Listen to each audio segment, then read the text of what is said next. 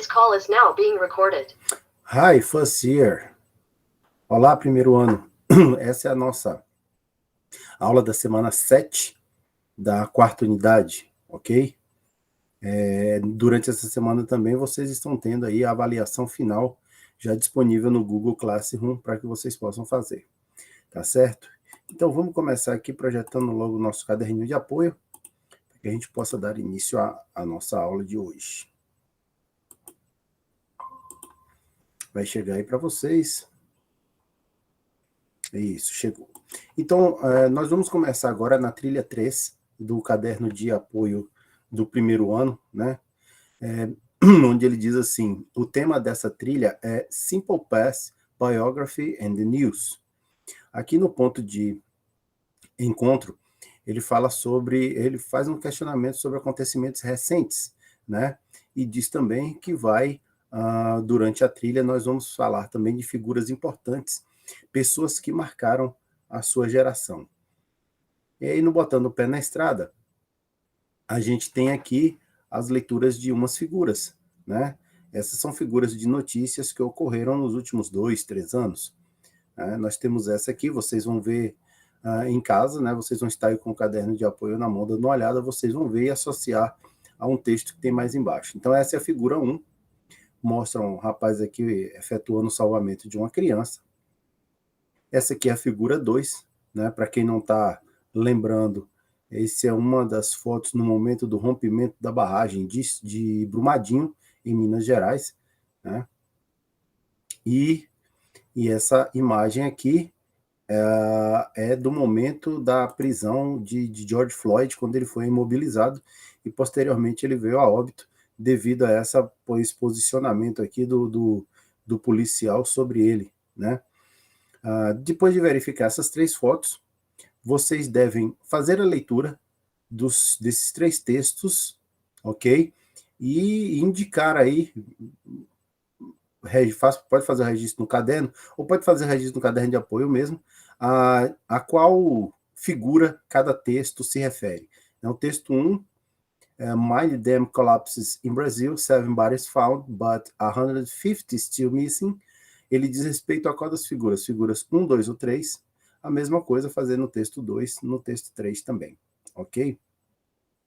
Aí a gente vai passar aqui, essa atividade também vocês podem estar realizando, né?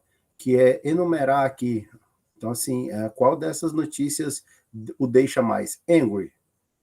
É a notícia 1, a notícia 2 ou a notícia 3? E aí vocês podem enumerar nessas outras sensações, temos 6 aqui, você pode enumerar, né? E aí pode ser mais de uma vez, cada figura, fica a critério de vocês. Aqui no Lendo as Paisagens da Trilha, a gente tem mais uma figura, né? Esse mural foi um mural feito para George Floyd.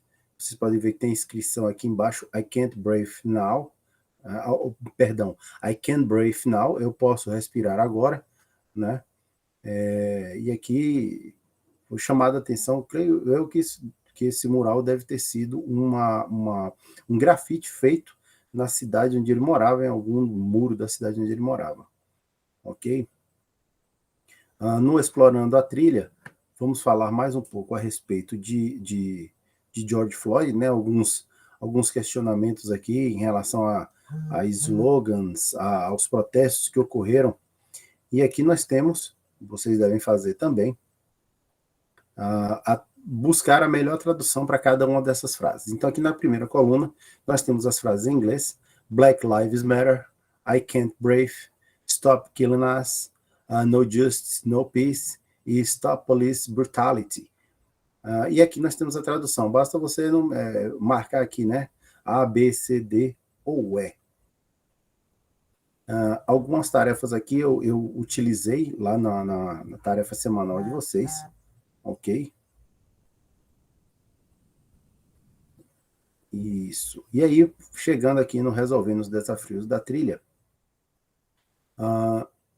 perdão, aqui no Resolvendo os Desafios da Trilha, continua falando a respeito do ocorrido com George Floyd, né? Cita até para que vocês façam uma atividade lá no caderno de apoio que envolve o Simple Past eu não solicitei essa atividade, né? A trilha é sua, coloque a mão na massa também. Ele solicita que você faça atividades, né, no Alive High, que é o que a gente usa, mas eu não solicitei, achei meio desconexas as atividades. E aqui no A Trilha na Minha Vida, ele apresenta mais algumas instruções de atividades essas que podem ser feitas. Eu vou parar essa apresentação aqui porque eu queria partir agora, porque como a gente fala a respeito de biografia e notícias, normalmente a gente fala a respeito de fatos que já ocorreram. Bom, se esses fatos já ocorreram, então significa que eles estão no passado. Espera aí, um minutinho.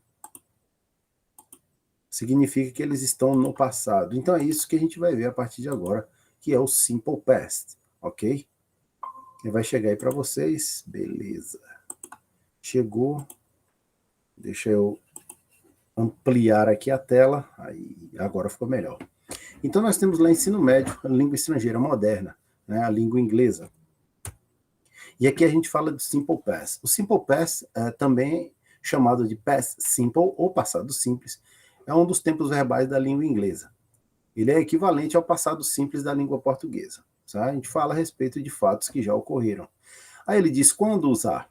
Ele é usado para indicar ações passadas já concluídas, então começadas e terminadas no passado.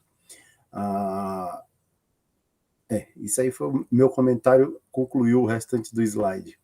A formação do Simple Past, ela é feita com o uso do verbo auxiliar did, para frases negativas e interrogativas, tá? Como eu disse a vocês em outras oportunidades, o primeiro verbo da frase é que indica qual é o tempo verbal dela. Então, se o primeiro verbo está no passado, a frase é passado. O did é o verbo auxiliar, deve estar presente nas frases negativas e interrogativas, e ele faz essa indicação. Mas aí você pode perguntar, ô Luciano, e quando a frase for afirmativa? Aí, quando a frase for afirmativa, o primeiro verbo será o verbo de ação, e esse verbo deverá ser alterado para o passado. Nós temos duas formas de transformar o verbo do tempo presente no passado, o verbo de ação.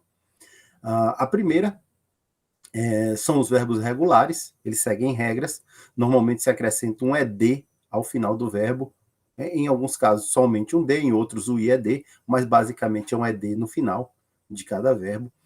Ou ele pode ser um verbo irregular, mas isso a gente vai ver com mais calma, vamos ver uma coisa de cada vez. A forma afirmativa do passado é essa aí, é sujeito, passado do verbo e o complemento. Então ali nós temos um exemplo, she danced all night. Então você pode ver que o primeiro verbo dessa frase é o verbo dance, dançar. Ele teve que ir para o passado para indicar que a minha frase é passado. Então em dance eu acrescentei o D no final, porque dance já tem E, e está lá danced, ok? Na frase negativa, você vai perceber que ela é composta de sujeito, verbo auxiliar mais o not, no caso did mais not, a forma abreviada lá didn't, o verbo de ação, dance, e o complemento. Aí foi aquilo que eu disse a vocês. Observem, o primeiro verbo dessa frase é o did, porque ele é o verbo auxiliar, mas é verbo. Ele é o primeiro, ele está me indicando que a frase é passado. A partir dele, então, não há mais necessidade de que o verbo que expressa a ação, no caso dançar, vá também para o passado. O primeiro verbo estando no passado, está tudo certo. Então, ali tem she didn't dance all night. E, por fim, a forma afirmativa, a forma interrogativa, começamos a frase com o did, porque toda frase interrogativa na língua inglesa começa com o verbo auxiliar.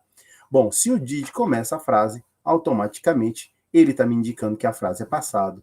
Então, os verbos que vierem depois dele podem tranquilamente estar no tempo presente, ok? Então, lá nós temos did, que é o verbo auxiliar, sujeito, o verbo que expressa a ação e o complemento.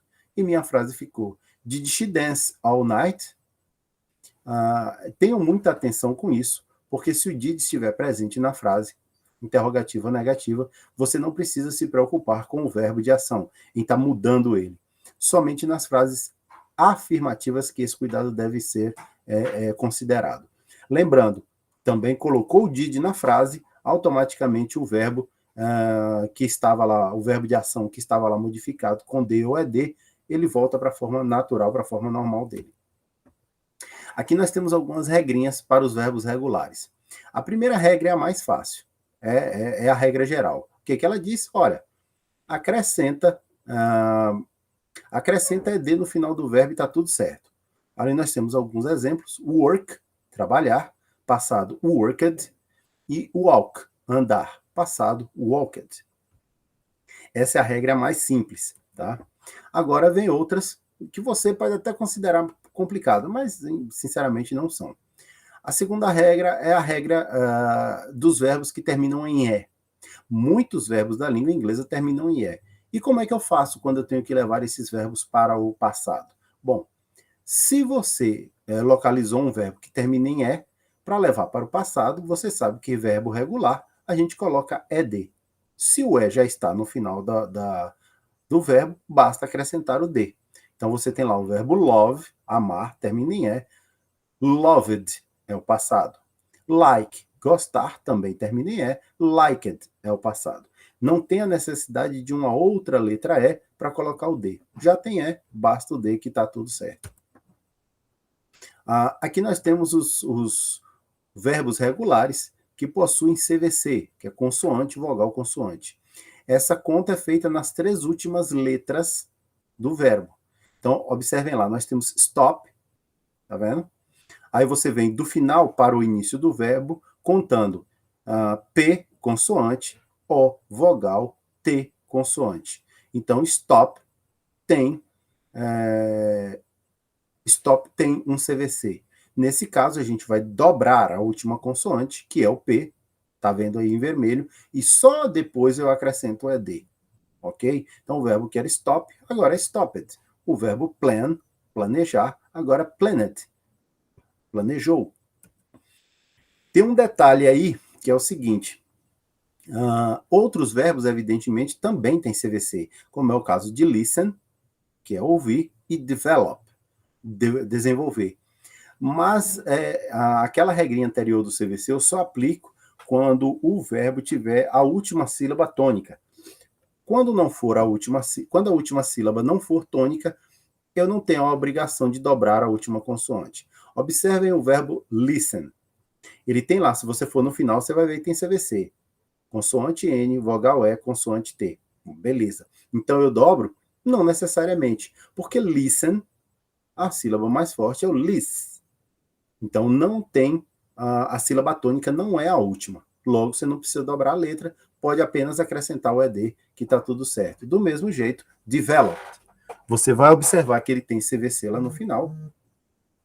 P, O e L é um CVC, mas a sílaba tônica não é essa. Então, não precisa colocar, dobrar a última consoante, certo?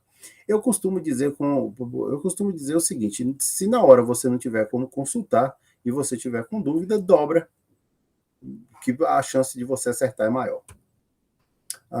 Nós temos aqui também uma regrinha que fala a respeito dos verbos terminados em Y, tá?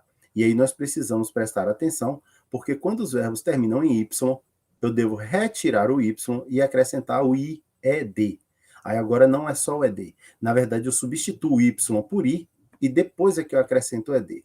Então nós temos ali cry, termina com Y, e antes tem um R, consoante. O passado de cry, chorar, é cried, chorou. Vocês vão ver lá que o Y desapareceu da palavra, no lugar dele tem um I e um ED logo depois. No mesmo caso, a mesma regra a gente aplica para study, estudar. Olha lá, o Y desapareceu, no lugar tem um I e depois é que eu acrescentei o ED. Tem um detalhe aqui também, porque tem verbos que terminam em Y, porém antes do Y tem uma vogal. Luciana, não aplica a mesma regra? Não.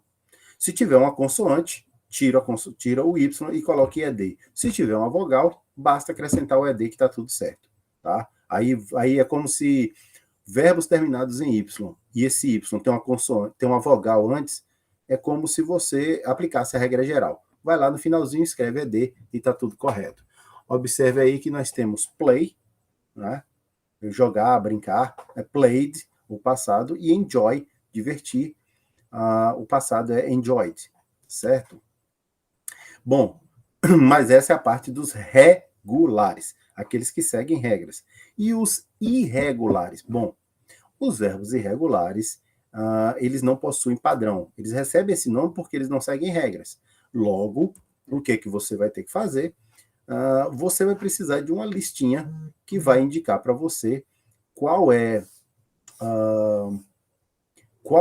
o formato do passado daquele verbo. O verbo to be mesmo é um verbo irregular, né? A forma dele do infinitivo é am, is e are. E no passado, was e were. Então, tem duas formas para o passado. Mas a maioria dos verbos irregulares, isso não acontece. Eu coloquei aí na tela para vocês alguns exemplos, né? É o verbo begin, começar. Né? O passado de begin é begun. Aí você fala, mudou uma letrinha só.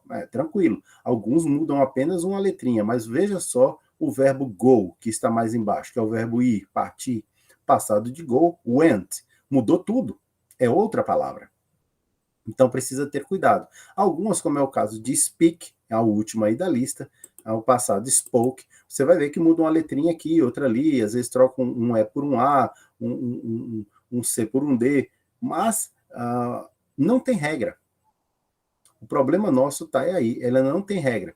Esses verbos eu digo para os alunos o seguinte, se você tem uma memória excepcional, você vai decorar.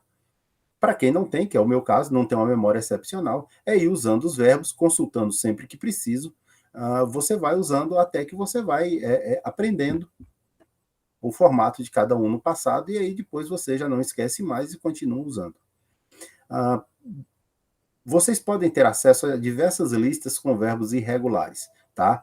No livro de vocês, o Alive High, lá da página 186 à página 190, tem uma lista com mais ou menos 106 verbos. Mas você pode dar um Google também, né? E colocar lá, lista de verbos irregulares em inglês.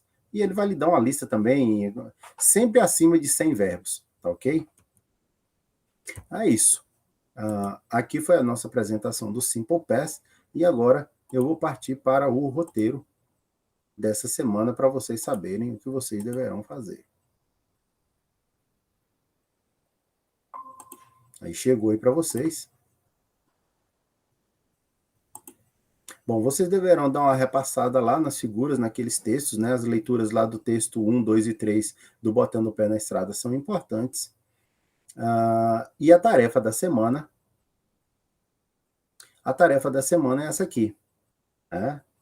Escrever um texto jornalístico em inglês contendo um evento de qualquer natureza, no Brasil ou no mundo, que tenha causado comoção ou discussão. Então, escolhe lá um texto jornalístico, alguma coisa que ocorreu no Brasil ou no mundo, e relata isso aqui através de um texto jornalístico. Eu sei que alguns têm dificuldade para escrever, né, montar o texto, então vocês podem, sem problema nenhum, fazer uma adaptação. Pegar um texto, algo que aconteceu aqui no Brasil, então o texto está em português, e levar ele para a língua inglesa, traduzir para o inglês. E vocês vão perceber que vocês vão fazer uso de muitos verbos no passado. Ok? Bom, pessoal, é isso. Essas são as atividades da semana. Lembrando, ainda está lá no Google Sala de Aula, nós ainda temos lá a avaliação parcial e a avaliação final da 4ª unidade de inglês. Ok? Vai lá, manda ver, faça, para que a gente possa concluir a nossa unidade. Ok? Sábado teremos atividades de linguagens, né? E com isso atividades de língua inglesa. Ok? Bye bye. See you next class.